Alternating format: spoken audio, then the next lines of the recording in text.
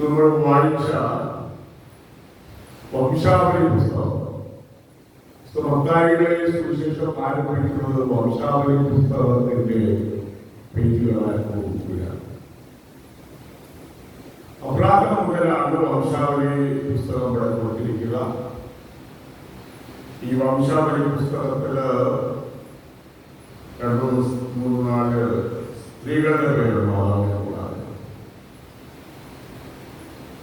ഒരു ധാർമ്മികമായിട്ട് അത്ര നല്ലവരായിരുന്നില്ല സ്ത്രീകള്. വിശുദ്ധ ഗ്രന്ഥത്തിൽ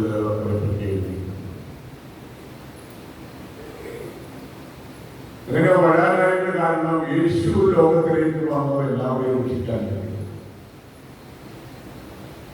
നല്ലവരെ മാത്രമല്ല ഭാവികളെ രക്ഷിക്കാൻ വന്ന യേശു. അത് സൂചിപ്പിക്കാൻ വേണ്ടിയായിരിക്കാം ഈ വംശാവലി പുസ്തകത്തിൽ ഇവരുടെ പേര് 4 സ്ഥലത്ത് എടുത്തു പറഞ്ഞിരിക്കുന്നത്. പേരാണ്.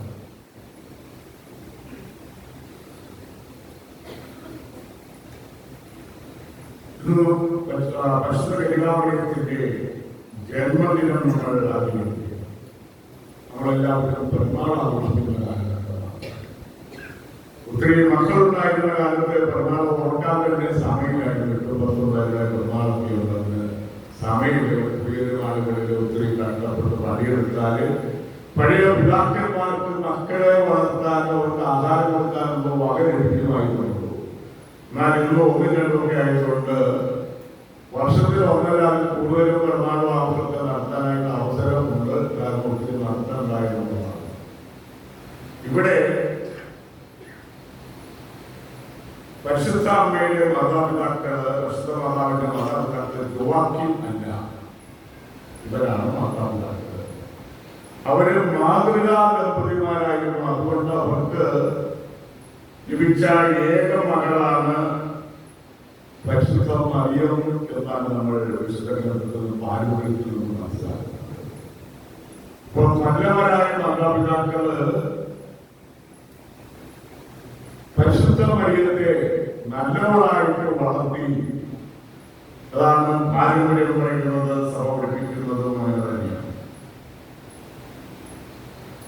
പരിശുദ്ധ മാതാവ് കർത്താവിന്റെ ദാസിന്റെ വചനം പോലെ ഭവിക്കട്ടെ എന്ന് പറഞ്ഞപ്പോഴാണ് രക്ഷാകരത്തിലൂടെ യാഥാർത്ഥ്യമായി തീരുന്നത്.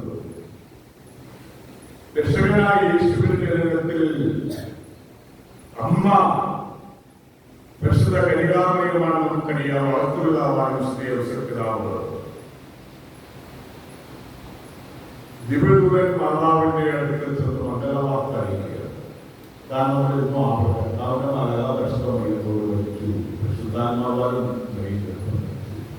രക്ഷാചരിത്രത്തിലെ ആ പ്രധാനപ്പെട്ട സംഭവം ഓരോ ദിവസവും കർത്താവിന്റെ മാലാഖയെ അനുസരിക്കുകയാണ്. കർത്താവിന്റെ വാസത്തിന്റെ വചനം പോലെ ആ പ്രത്യുത്തരം നൽകുകളാണ് രക്ഷാചരിത്രത്തിനോട് യാഥാർത്ഥ്യമായി വിളിക്കുന്നത്. രക്ഷാചരിത്രത്തിന് യാത്ര പറഞ്ഞപ്പോൾ, ആമേൻ പറഞ്ഞപ്പോൾ, സമ്മതം നൽകിയപ്പോൾ രക്ഷാചരിത്രം ആരംഭിക്കുകയാണ്. ദൈവം പറഞ്ഞവരെ സൃഷ്ടി ഈ സ്ത്രീകളിൽ അനുഗ്രഹിക്കുകയാണ്. കർത്താവ് നോക്കുക. ദിവദൂതൻ പറഞ്ഞ വാക്കുകളാണത്. നീ സ്ത്രീകളിൽ അനുഗ്രഹിക്കുകയാണ്. എന്റെ ഉത്തരവാദം അനുഗ്രഹിക്കണം. ലൂക്കാ 1:40 അതിലേക്ക് സ്തോത്രം. ഈ സ്ത്രീകളിൽ അനുഗ്രഹിക്കണം. ഉത്തരത്തിലുള്ള നമ്മളിപ്പം നാൽപ്പതിനെ വഴിയുള്ളതെല്ലാം അനുസരിക്കാറുണ്ട്. മാതാവിന്റെ സ്തോത്രഗീതം അഭിനയിക്കാത്തെന്ന് പറയും. എന്റെ ആത്മാവ് കർത്താവിനെ മഹത്വപ്പെടുത്തുന്നു, എന്റെ ചിത്രം എന്റെ രക്ഷകനായ ദൈവത്തിൽ ആനന്ദിക്കുന്നു. അവിടെ തന്നെ ദാസിയുടെ താഴ്മയെ തൃക്കൻ വാക്കു അല്ലെങ്കിൽ കടാശിച്ചു ഇപ്പോൾ മുതൽ എല്ലാ തലമുറയിലും ഭാഗ്യമതി എന്ന് പ്രകടിപ്പിക്കുന്നു. ലൂക്കാ 1:46-40 പറയാൻ ഇപ്പോൾ മുതൽ എല്ലാ തലമുറകളും എന്നെ ഭാഗ്യമതി എന്ന് പ്രകടിപ്പിച്ചു. കാരണം ശക്തനായവൻ എനിക്ക് വലിയ കാര്യങ്ങൾ ചെയ്തിരിക്കുന്നു. അവിടുത്തെ നാമം പരിശുദ്ധമാണ്. കാരണം അതാണ് സ്തോത്ര ജീവിതത്തിൽ മതിപ്പിക്കാത്തിൽ നമ്മളെ ശ്രദ്ധിക്കുന്നത്. പരിശുദ്ധമ്മയെപ്പറ്റി ഡാന്റെ തന്റെ പുസ്തകത്തിൽ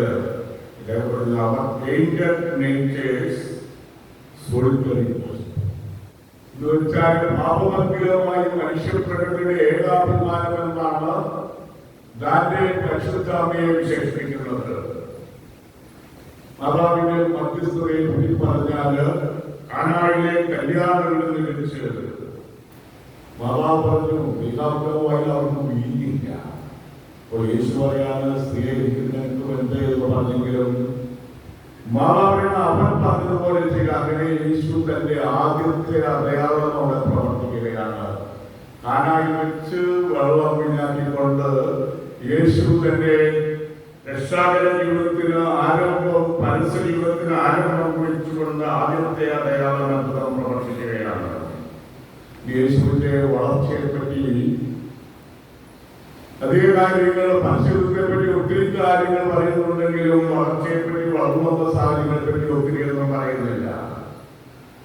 അതിൽ സുശേഷകൻ പറയണം, ജ്ഞാനത്തിലും പ്രായത്തിലും ദൈവത്തിന്റെയും മനുഷ്യരുടെയും സമൃദ്ധിയിലും വളർന്നു വന്നു. അപ്പൊ ജ്ഞാനത്തിൽ വെച്ച അറിവില്, പ്രായത്തില് ദൈവത്തിന്റെയും മനുഷ്യരുടെയും സമൃദ്ധിയിലും വളർന്നു വന്നു.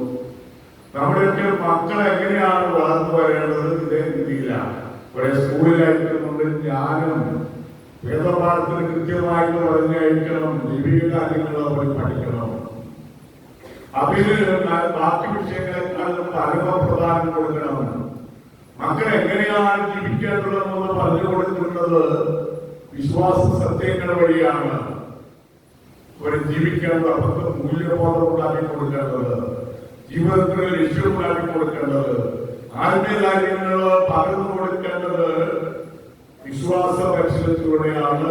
അതിന് മാതാപിതാക്കൾ പ്രത്യേകം പരിഗണന കൊടുക്കുകയും മക്കളെ ബോധ്യപ്പെടുത്തുകയും സംസാരത്തിൽ പ്രതിഫലിപ്പിക്കുകയും ചെയ്യണം. യേശുവിന്റെ ജീവിതത്തിന്റെ വിവിധ സാഹചര്യങ്ങളിൽ അമ്മ യുദ്ധമുണ്ടായിരുന്നു. കാൽവരിയിലേക്കുള്ള യാത്രയിൽ യേശുവിന്റെ ജീവിതം, രക്ഷാകര ജീവിതത്തിന്റെ പൂർത്തീകരണം നടക്കുന്നത് കാൽവരിയിലെ കുരിശിലാണ്. അതിന്റെ പുറത്തിലും ഈ അമ്മയുണ്ടായിരുന്നു.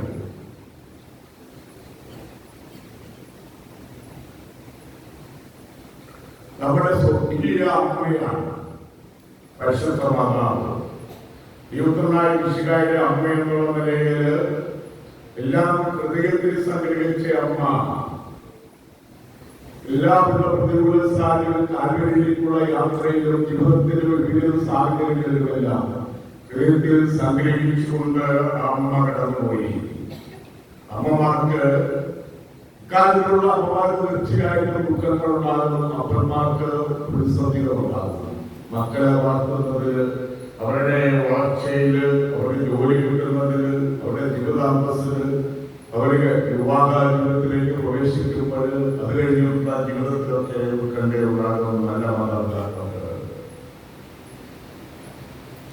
അമ്മ അമലോത്ഭവിയായ അമ്മയാണ്. യേശുവിற்கு ആശ്വാസം നൽകുന്ന അമ്മ, സ്വർഗാനുഭൂതിയായ മാതാവ്. മാതാവിന്റെ ജീവിതത്തിലെ പ്രധാനപ്പെട്ട സംഭവങ്ങളൊക്കെ തിരുനാളിലൂടെ നമ്മൾ അനുസ്മരിക്കുന്നുണ്ട്. ജന്മഭാവമില്ലാതെ ജനിച്ച 3 ആളുകളെ കാര്യം നമ്മൾ അനുസ്മരിക്കുന്നുണ്ട്. ഒന്ന് ക്രിസ്മസ്, യേശുവിന്റെ ജനനമാണ്. രണ്ടാമതായിട്ട് ജൂൺ 24 ശ്രാവകന്റെ ജന്മദിനം നമ്മൾ അനുസ്മരിക്കുന്നുണ്ട്. മാതാവിന്റെ ജന്മദിനം ഇന്ന് ആചരിക്കുകയാണ്. സെപ്റ്റംബർ 8 മാതാവിന്റെ ജന്മദിനം നമ്മൾ ആചരിക്കുന്ന ദിവസമാണ്. നമ്മൾ ലുത്തീനിയായിലെ ചെല്ലാതെ ഞങ്ങളുടെ സന്തോഷത്തിന്റെ കാരണമായ മാതാവെ ഞങ്ങൾക്ക് വേണ്ടി അപേക്ഷിക്കണമെന്നതാണ്.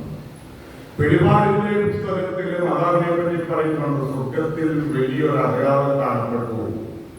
സൂര്യനെ ഉയരാതെയാക്കിയ ഒരു സ്ത്രീ, അവിടെ പാദങ്ങൾക്കിടയിൽ ചന്ദ്രൻ, ശിരസിൽ വന്ന മലചക്രങ്ങൾ കൊണ്ടുള്ള കിരീടം.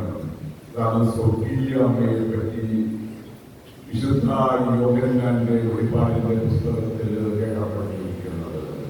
ഒരു പ്രാർത്ഥനയോടുകൂടി അവസാനിപ്പിക്കാം. ആംസ്റ്റർഡാമിലെ മാതാ പ്രദേശപ്പെട്ടുള്ള പ്രാർത്ഥനയാണ്.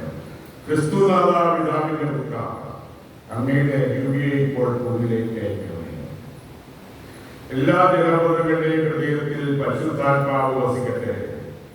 അതുവഴി ധാർമ്മിക അധഃപതനം, ദുരന്തം, യുദ്ധം ആദ്യാളിൽ നിന്നും അവർ സംരക്ഷിക്കപ്പെടട്ടെ. തിരുകുമാരന്റെ അമ്മ സർവ്വജനപദങ്ങളുടെയും നാഥ നമ്മുടെ അഭിഭാഷകയായിരിക്കട്ടെ. ആമേൻ.